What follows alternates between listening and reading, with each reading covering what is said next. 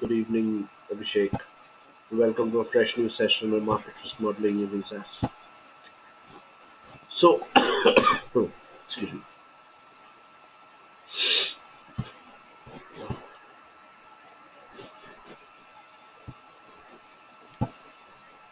Okay, so before I just start off, today morning I had actually circulated a mail asking for your, respective holidays that you might be going in as a part of, since it's the last month and the last week of December is approaching. So there would be there might be any holiday plans and also in case you have any holiday plans, guys, please to update me on the same on the mail and the reply mail. So I would be able to allot my classes. I mean the sessions effectively as well as the discussions that we can have around that as well. And also, yeah, and basically, I mean, if there are no classes, then I'll take my own holiday. So so depending on that, I mean on the schedule, etc., I would have to do the leave applications and stuff, and hence that is the reason why I was asking whether what would be the scenario like. So Abhishek has given his confirmation. Ajas, are you going for any holiday from 24th to the 31st?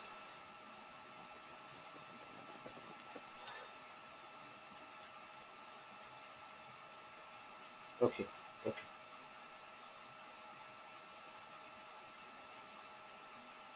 great, wonderful. So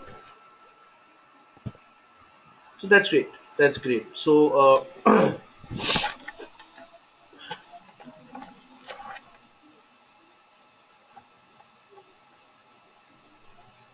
okay, fine. So coming back to the discussions that we were having, right? So we were mainly talking about. So we were mostly talking about this. We started talking about market risks, right? And we started talking about something like, uh, and we were discussing. So we had discussed the different sources of market risk, and from there we had been exploring. So the past classes, in the past class, we have been talking mostly about the asset price risk, right? And when we started talking about asset price risk, what we were actually talking about was that how can the market fluctuations or how can the stock prices, the demand and speculation, etc., and other forces, how do they affect the asset prices, and what are the factors which causes or which might cause the asset price risk, right? So in the last class, we were the topic that we were discussing around was, so we had moved into to talk about mostly what the asset price is like, what are the what are the most important concepts associated with asset prices, what are the different concepts associated with uh, a stock price or an asset price movement. So, what is a mean return? What is volatility, etc. And how do we map all these movements? And what exactly is the asset price risk? So, basically, we were talking about. What we saw was that one of the most important factors from which an asset price risk might source or might stem out is the returns, right? So basically, when we see that the way the returns actually move, the returns actually fluctuate. From there, we try forming an idea about the sources, right? So we try forming an idea about the asset price risk that we might have. So over there, what we have seen is that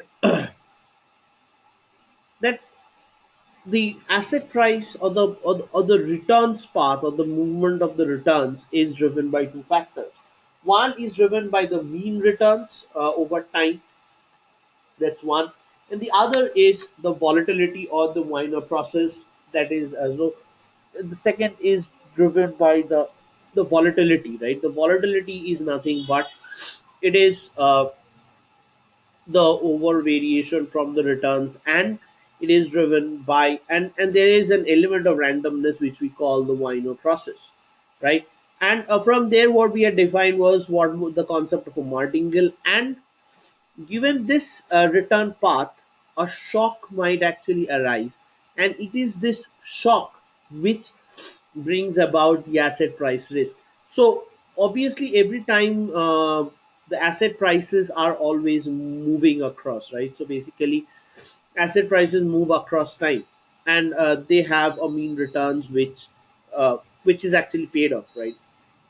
So every stock has a long run mean returns and a fluctuation about the returns which is very random in nature, and this randomness is driven by factors like speculation, etc. Now, the existence of some event or some external shocks might suddenly create a discrete fall in the amplitude of the return path, and hence what happens is a market crash. So basically, if there is a shock which actually happens, then the market or the returns might crash. And it is this sudden and events like these which create sudden discrete shocks which affect the overall losses of the banks, right? So basically, when banks are actually investing in the return in the asset of other banks, and when there is an interbank investment channel, and if there is a sudden shock which causes the asset prices or that asset price to go down, then that shock is actually stemmed across through all the participating banks. Therefore, over here, what we get to see is that this percentage change in the price, this return, has these three major components, has two major components: the mean returns over time and the sigma, which is a part of the Weiner process. I mean, the sigma, which is the variance or the volatility, and an element of randomness is introduced using the Weiner process over there. And the shock that we have is brought about, or the shock brings about a sudden fall in the amplitude of the stock prices. So if the shock actually occurs, then what I have is the fall in the amplitude. If the shock doesn't occur, then we see that the stock prices are actually moving across the way that they are expected to. So this is basically what we had done till the last class, right? So there we would just extend this discussion a little bit, and then I'll move on to talk about the other kinds of in risks like the exchange rate risk, the interest rate risk, and the counterparty risk, and about other investment instruments and so on. So basically, when I talk about, so basically it is this, so as we had seen in the last class, as I had described, that,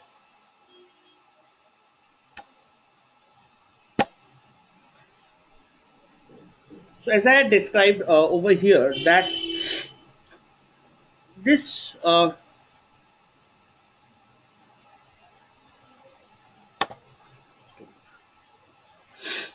yeah, so as we had seen in the last class, that, so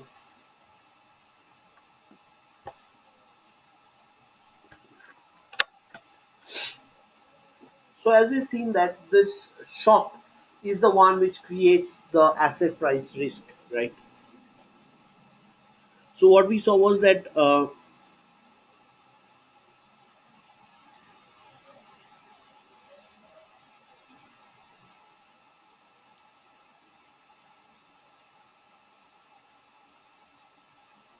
this was the equation of the returns equation over a continuous time, where we saw that the mean returns were changing with time, and there was this shock, or there was the volatility, and then the shock actually occurred, right? So this is what we had seen in the last class.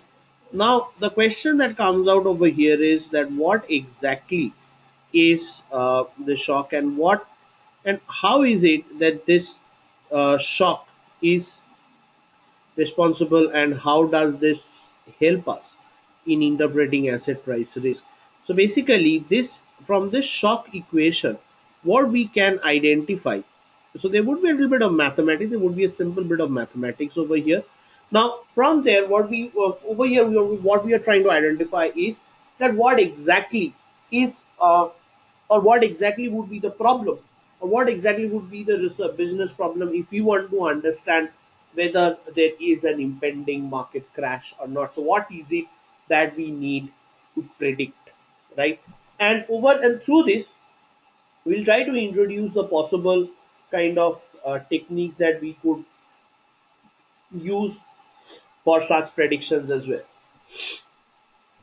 So over here, if you see, so one thing from here is actually very clear, that these movements are or they represent a stochastic time series, or they represent stochastic process.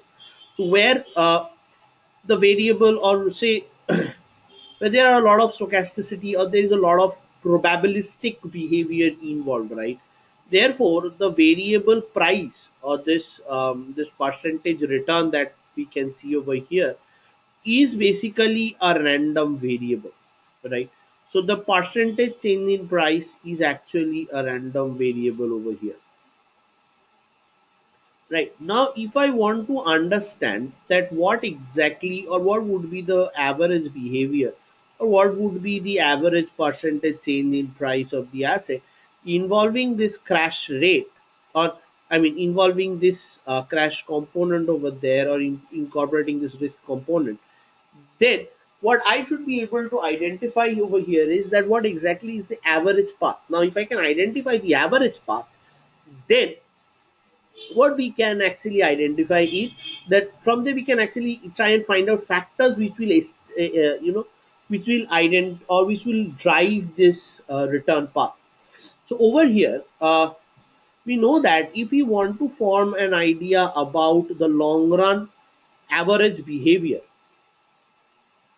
if we want to form an idea about the long run average behavior, then what we need to do is we need to find out, or we need to form an idea about the expected behavior of this random variable, right? So we need to know what the expected behavior is, or what exactly is the expectation of this random variable. So what we need to identify is the expected behavior over here.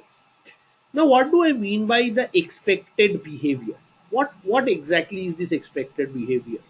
Now, when I talk about the expected behavior, what I refer to is essentially the long run or the average behavior, right?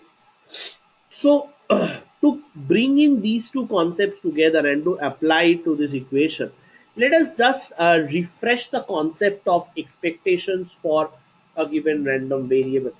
Let us just understand what exactly does this expectation, or this expected behavior mean. Why are we bringing this concept in over here? And then we can actually apply this to this particular mathematical concept, and from there we can move further. So over here, what we are doing is, so if you have a look into this, so first of all, let's just recollect the concept of a random variable. So what is a random variable? Now, the idea, or the very name random, involves the fact of, or involves the concept of probability, right?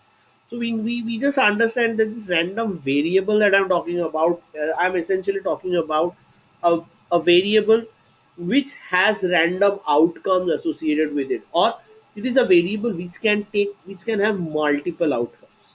Therefore, I can clearly, or in very simple words, what I can say is a random variable is a variable with random outcomes, or with multiple outcomes. So a variable does not, or this variable can have multiple outcomes, but which outcome will occur in one particular trial, that is something what I do not know. So a variable with multiple outcomes.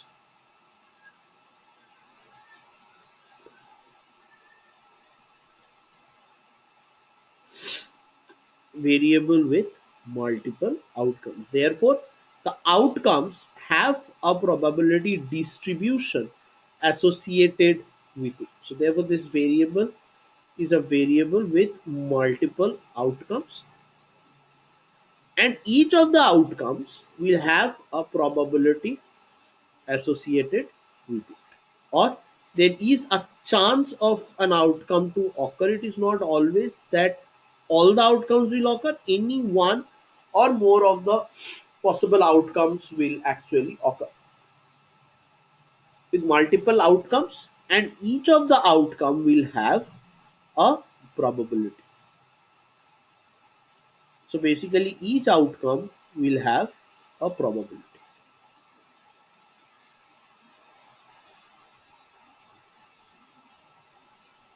each outcome comes with a probability. Come has a probability of occurrence which is greater than 0.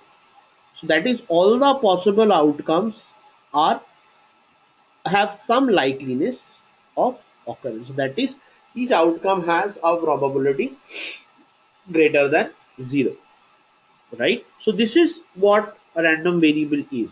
Let's take an example. So for example, there is an individual, right? So there is an individual X who has an investment choice, right? So who is trying to make some kind of a investment,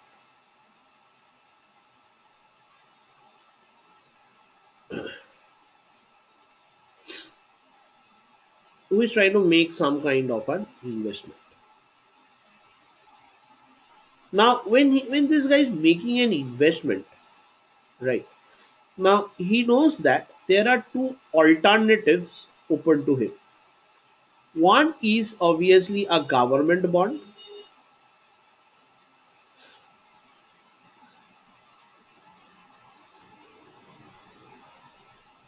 One is a government bond,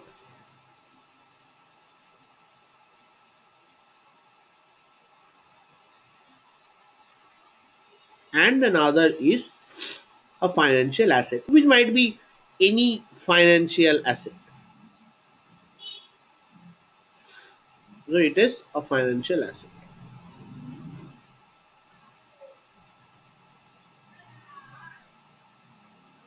So over here, let's take the case is investing in the shares of a stock, right, or a financial asset.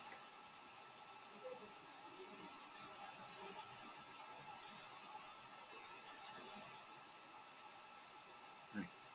Now, when I talk about a government bond, the fact over here remains that the return on the bond is fixed, right?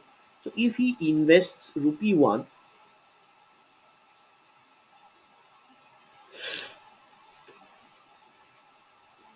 right, the return is always rupees 0.05.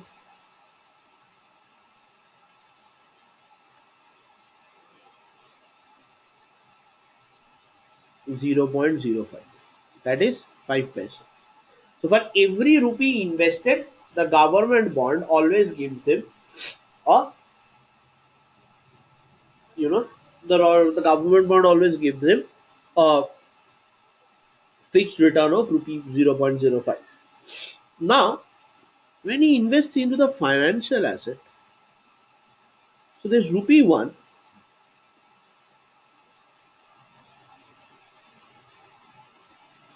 So for the rupee 1 invested, like the return that he would get, the return that his return would be, would lie between, for every rupee invested, it would lie between minus 10 to plus 10. That is minus 10% to plus 10%. So this is what the extent of the return is. Now over here, I know that the return variable, over here, this is the return variable, right? The return variable is always a constant line. It is always constant. So over all time, if I invest rupee 1, I'll always keep on getting 5 paise as a return. Over here, for rupee invest 1 rupee invested, the return lies between minus 10 to plus 10. Right? So for every rupee invested, I can make out additional 10 rupees, or I can make out minus 10 rupees. So over here, what you get to see is that any of the possible outcomes between minus 10 to plus 10 is possible, but but only one possible outcome will be realized at one point of time, and this is a continuous set, right? So therefore, this represents the set of all the possible outcomes, right?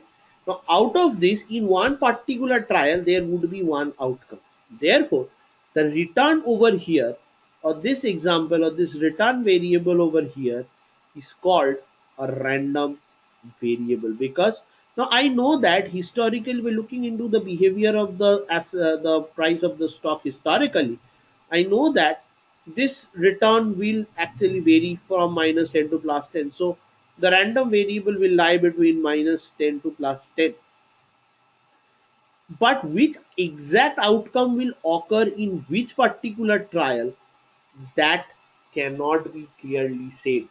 Therefore, what I need to know is, so therefore what I can know is that, what I need to know is that what would be the expected or the average return that this variable will, or this return will give me. Now I know that there is a whole set of fluctuation, there's a whole distribution behind that, right?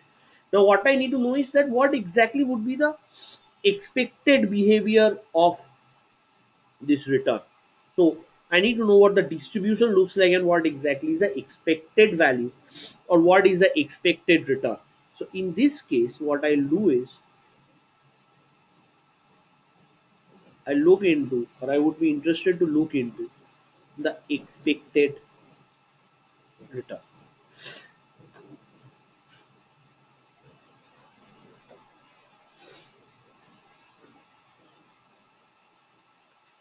The expected return. Now the next concept that comes out over here is that what do I mean by this expected return over here? So the expected return is nothing but the average return. But how do I model this expected return? What is it? So let's consider a very simple example over here. So suppose there is a random variable x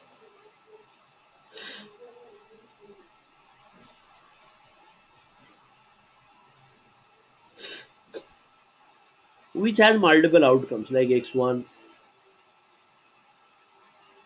x2.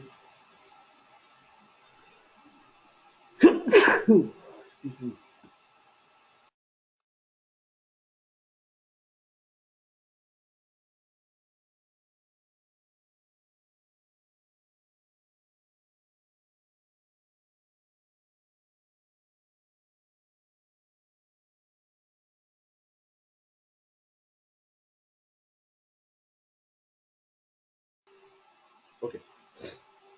So over here this variable x has multiple outcomes like x1, x2.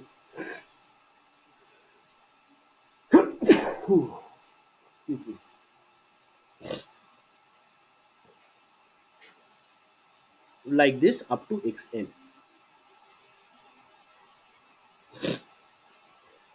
Now over here, now each outcome must have a set of favorable occurrences, right?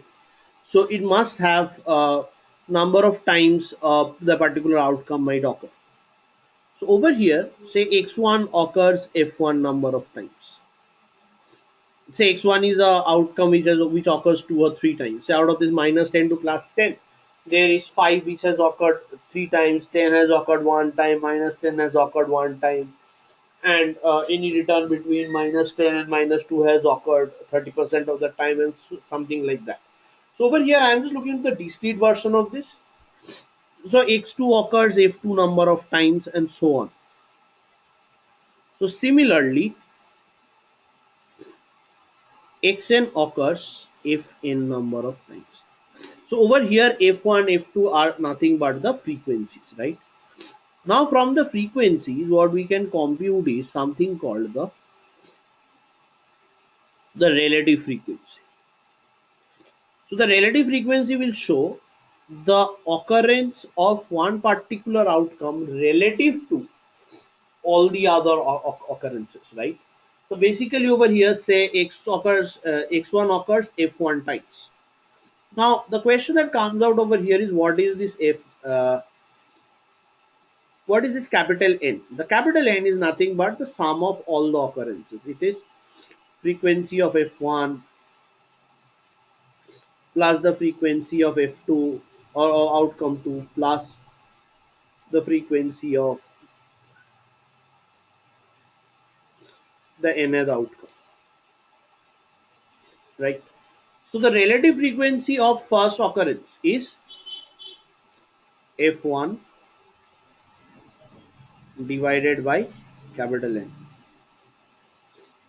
f2 divided by capital N. Like this, what I have is fn divided by capital N. So what I have is f1 by capital N, f2 by capital N, fn by capital N. And when I do this, the sum of this will be equal to 1.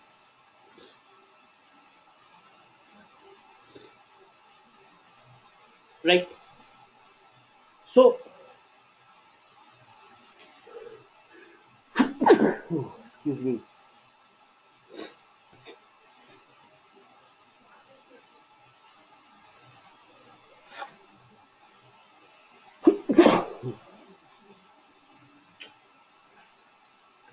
So when I look into this, f1 by n gives me an important insight into the outcome x1. It shows me that how probable is x1 to occur relative to all the other outcomes. Therefore, you can think about f1, you can think about f1 as the number of cases, the number of outcomes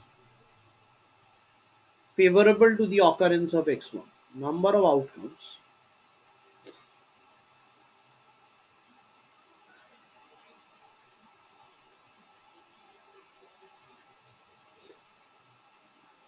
favorable to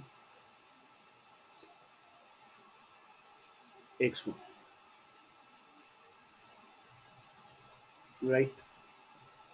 And capital N talks about the total number of possible outcomes. The total number of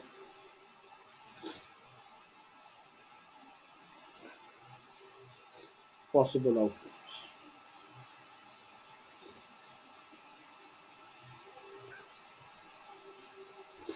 Total number of the possible outcomes.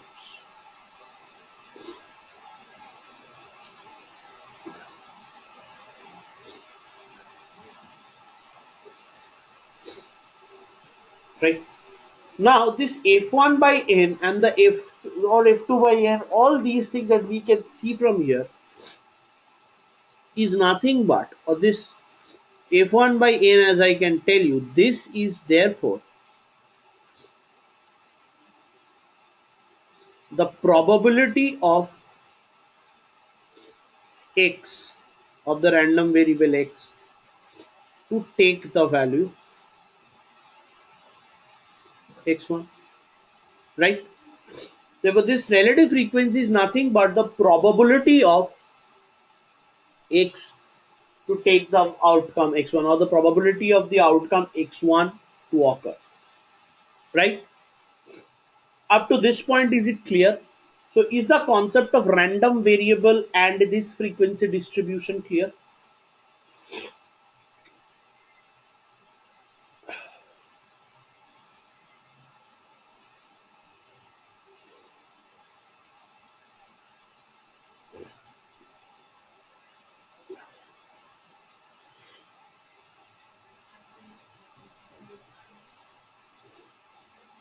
Are you guys clear with this concept now?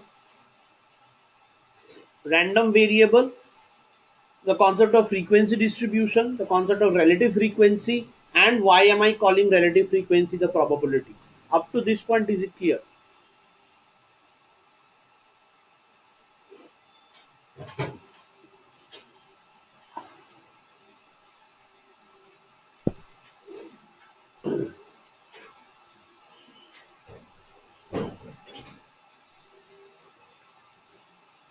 Okay, great. So now, moving from here to the next concept. Now, what I want to do is I want to find out what is mostly the average outcome or the average value that this set of outcomes can take. So what exactly is that average value that this variable x can take? What would be the average value of the outcome? So over here there are multiple values, right? So x1, x2, x3. So basically, say for example, if I'm to translate this to this return example, I can say that there are many outcomes that the variable can take from -10 to +10. Therefore, what exactly is the overall or the average outcome that this return function can take? So, or what is the average return that can come from this store? Therefore, to do that, what we need to do is we need to see how to calculate the mean. So let me talk about this function over here. Now we know that the mean or the x bar is nothing but the sum of the values,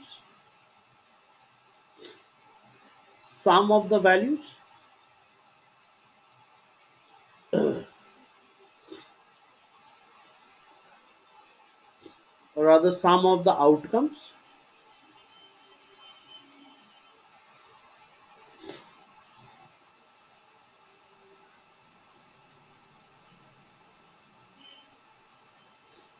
the sum of the outcomes divided by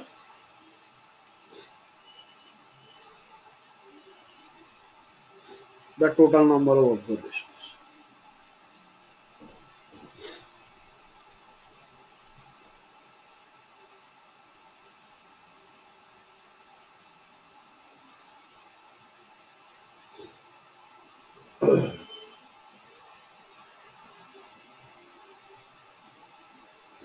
Sum of the outcomes divided by the total number of observations, right?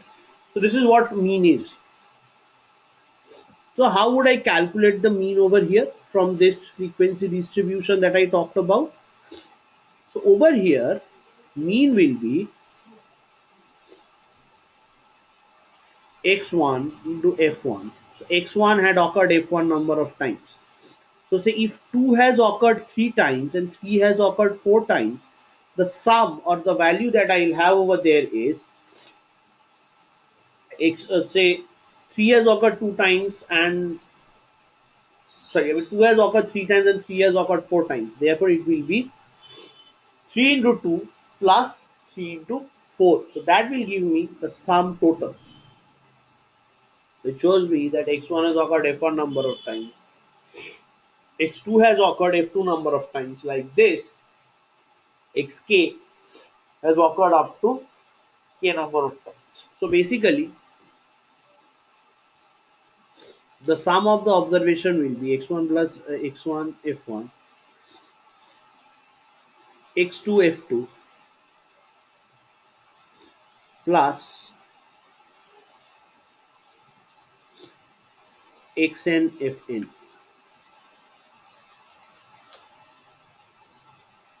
Fn divided by the total number of observations,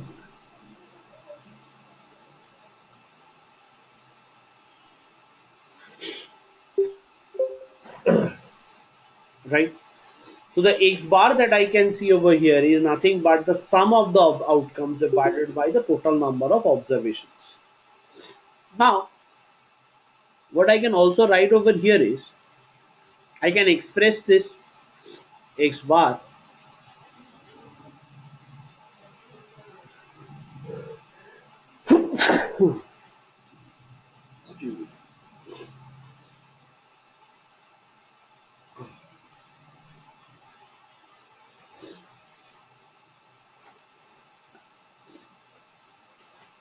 say x1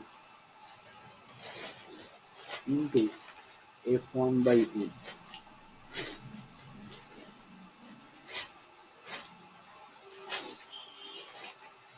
x2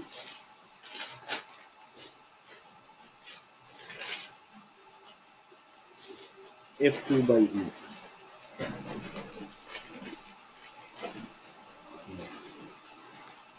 plus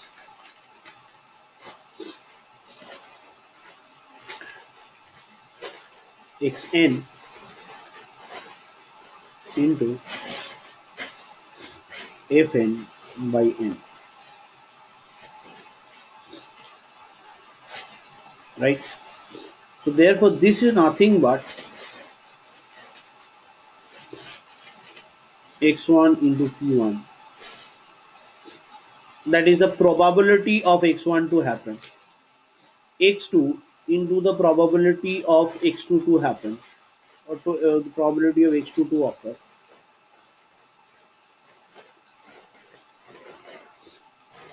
like this, up to xn into the probability of xn to happen, right? So of this sum product, the outcomes and the probabilities, is called the x bar, or the expected value of x. So the expected value of a random variable x gives us an idea about the overall or the average behavior of x, or the average behavior or the average outcome that the random variable x can have, right? So whenever I say that the expectation of the random variable x, or expectation of a random variable ex is being calculated, or an expected value of a random variable is being calculated, what I'm trying to do is I'm trying to calculate the expected value. I'm trying to calculate the expected value of the what I'm trying to calculate is the expected value or the average value of the long run variable, or the long run average of the random variable. So over the long run, what is that value, that or what is that average value that this variable will actually give us, right? So that is what the expected value is. So over here in finance or in market risk, whenever we are talking about it, we would be talking about a lot of random or stochastic processes. Therefore, one very important part, or one very important characteristic of it would be that we would be very often indulging in calculating the expected value. So that expected value, that expected path of the process. So that is what is exactly, that is what is expectation, right? So once again, expectation of a random variable is nothing but it gives us an idea about the overall average, or the long run mean output that, or the mean outcome that the random variable can provide. Clear?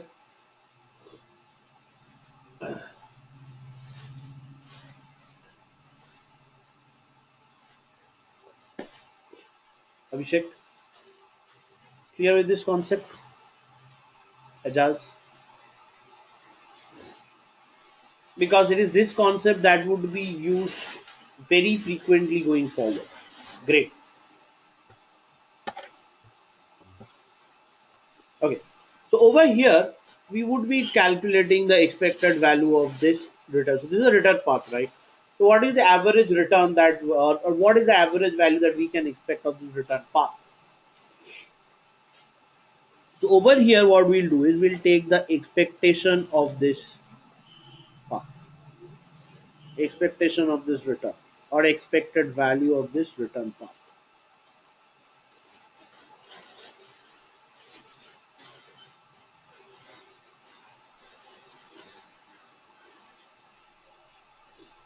So it is mu t dt.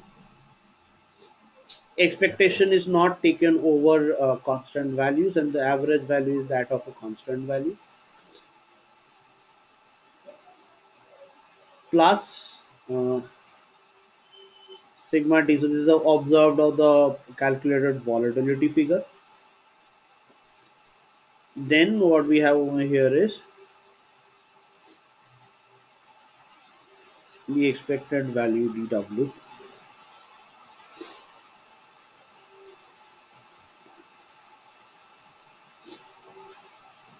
we know that the the average or the expected value of the Weiner process was zero. So that is what we had done. We had done this in the last class. We had seen that what should I say, that this particular variable, the Weiner process has a mean zero and a variance t. Right. So over here, expected dw is zero. So if I calculate this, my calculations will show that the percentage change of the return or the average value of the return, the expected return, is explained by two things: the mean returns minus k into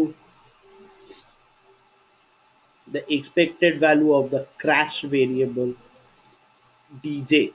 Now we know that this dj is equal to 1 if a crash occurs and equal to 0 if it doesn't. Therefore, since dj has two values, 1 and 0, therefore there must be a probability which is associated with each of the values, right? So since I have dj over here,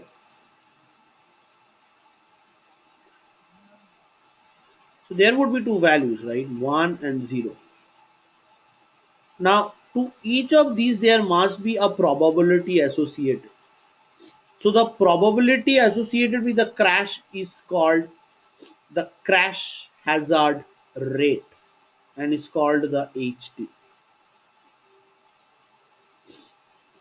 and this is 1 minus ht. So the ht is called the crash hazard rate. Now, there would be a bit of theorization involved over here again. Now, it is said that over the long terms, right? So, if you want to actually find out any expected, if you are trying to frame out or if you are trying to find out uh, some kind of values in the long run or over the long run, the basic theoretical assumption is that the expected values. So if you want to find out, long-term solutions or mathematical solutions, your assumption or the theoretical assumption is that of a no arbitrage condition. So if I want to find out, say, what should be the equilibrium or what should be the theoretical value of a particular dependent variable, what we do is we equate it at a no arbitrage condition. So at a point where arbitrage stops, where market imperfections are done away with, and where there is no arbitrage happening. So if the market goes into, say for example, the asset market goes into equilibrium, so then neither demand nor the supply will change. Therefore the stock prices would also not change, and since the stock prices would not change, therefore the percentage change in price would be zero. That is, there would be no returns. The returns would also come constant and they would become zero. So if a market is, or if the stock market is moving into an equilibrium, there the demand and the supply must be the same, and they must be very, the demand and the supply will be exactly equal. There would be no displacement, and hence there would be no increase in the stock price. There would be no change in the stock prices. So this is precisely what the idea is.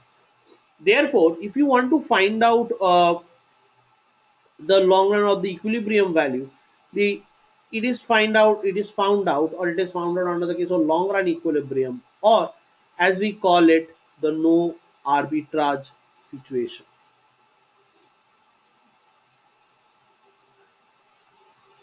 The no arbitrage condition. So this is known as the no arbitrage condition, a condition where an arbitrage doesn't happen. Now, why do we call it this as the no arbitrage condition? We are calling it as the no arbitrage condition because uh, at this stage the market is, so the market has reached a stage where the demand and the supply is exactly equal and the prices are not changing, and hence the market has reached its point of stagnancy. Therefore it's equilibrium. Therefore the expected prices are not, or the prices of the market is of the stocks are not changing, and hence the market has reached a no arbitrage or a situation of perfect equilibrium. So in that case, given this is the condition, given this is the assumption, then what we can see that this mean returns in the stock markets, the mean returns in the stock prices is equal to K into expected value of dj,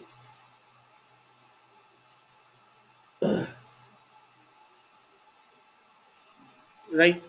So it says that there were one thing is very important in this result that I have obtained over here. This mu t, or the mean returns from the stocks, or the mean returns from the assets, is controlled by the crash rate, or by the crash parameters. So over here what I can clearly check out is,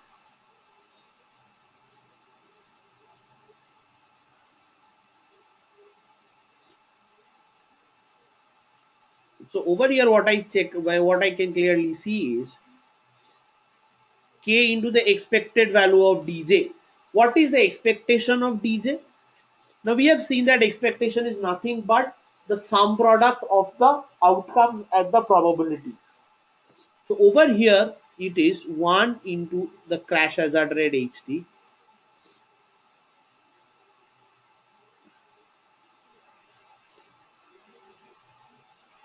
plus 0 into 1 minus ht.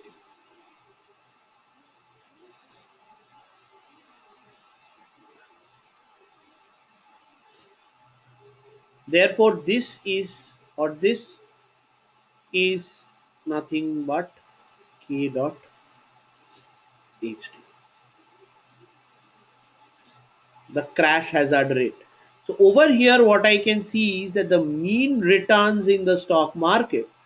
So if there is a probability of the crash, the mean returns in the stock will be identified by the crash rate, the rate at which the market, or the probability that the market might crash in the next 12 months. So higher this probability is, higher is the market returns. That is why that is why we can see that before tipping off, when the markets have actually become overheated, the overall returns in the markets are actually very high. I mean, they are higher, right, than the average returns.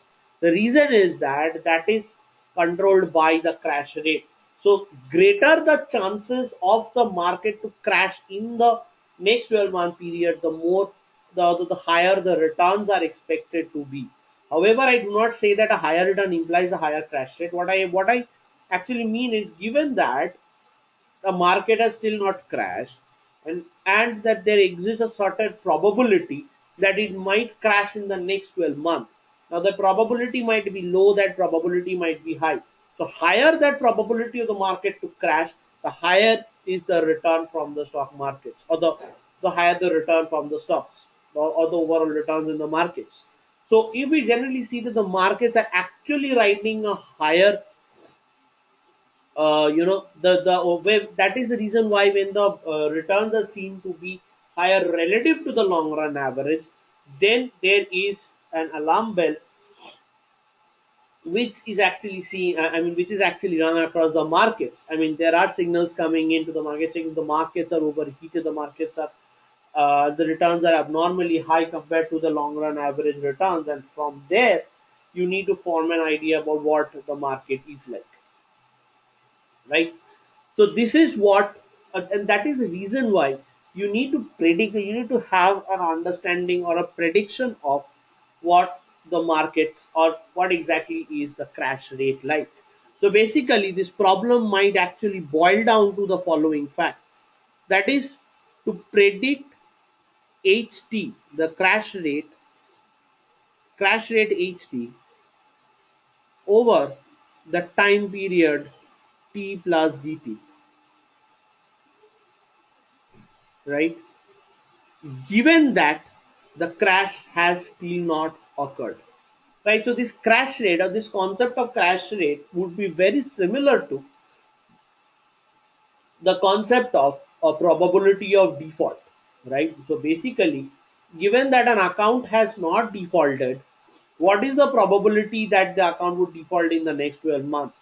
So similarly, given that the market has not defaulted or the market has still not crashed, what is the probability that the market would crash in the next 12 months, right? So this problem that we have with us over here is a very typical kind of, a survival analysis kind of a problem. Even though that there are time series techniques and there are other methods which can help you do the prediction, there are multiple ways of predicting such crashes in the markets. But yes, identifying this particular crash rate over the next 12 months is something which is an important business problem. So if I want to identify what is the risk, right, the return, and if I generally see that the market returns are actually relatively very high compared to the overall or the long run returns, then I know that there is a large chance that the market is about to crash, or there is a significant chance that the market is about to crash in the next 12 months. That is that it is nearing, or the market is nearing its maximum sustainable capacity, and that can be and then there are these ratios which actually help you understand whether the markets are actually getting overheated, right? So some very important ratios are, one is obviously your price earning ratio, the other is your price to book value ratio, then you have the GDP market capitalization to the GDP ratio, etc. And all these ratios, the dividend yield. So all these ratios would actually, by looking into these ratios or the trends over a span of time, comparing them to the long run trends, you can actually identify whether a market is overpriced or not, and that what exactly is the chances of the market to lose the valuation in the next, looking forward to the next periods, right? So this is more or less what an asset price risk would ideally be. Clear up to this point?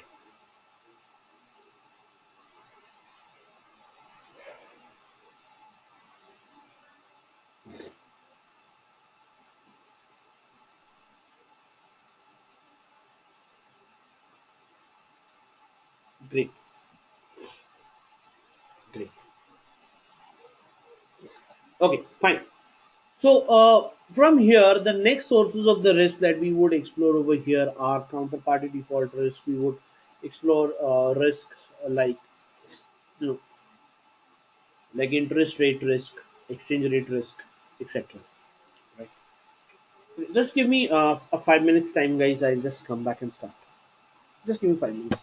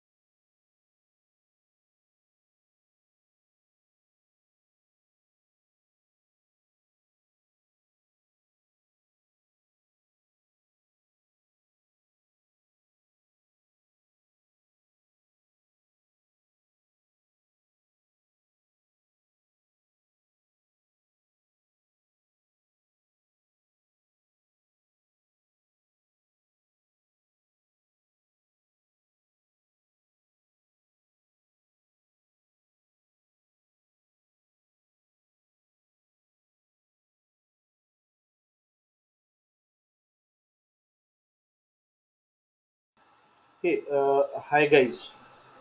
Hi, Jasa Abhishek. Guys, can we just stop here for the day? I mean, I'm not really feeling well today. And can we just start a little early tomorrow, say at around 8 p.m. or so?